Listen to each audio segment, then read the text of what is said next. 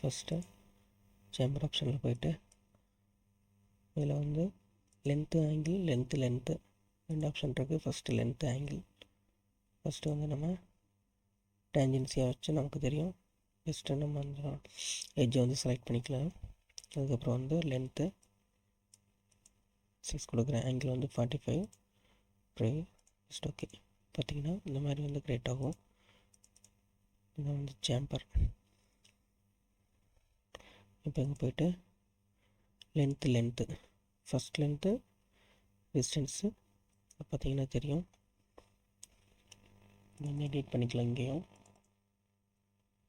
So 6 இங்கே ஒரு 5 கொடுக்குறேன்.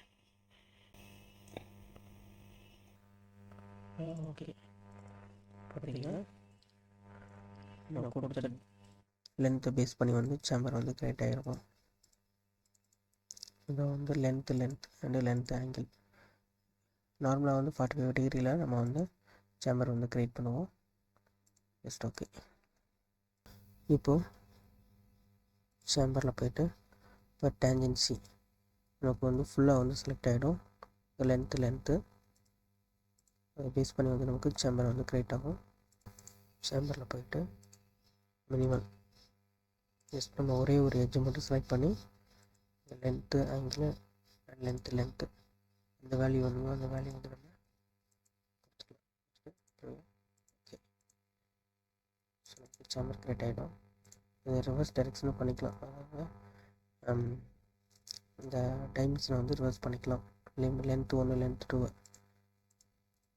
இப்போ வேறு பார்த்தீங்கன்னா ரீசன் தெரியும் 4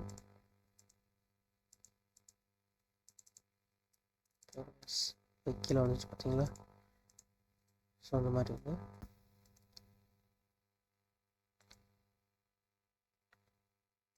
ஃபேஸ் கலர் கொடுத்துக்கலாம்.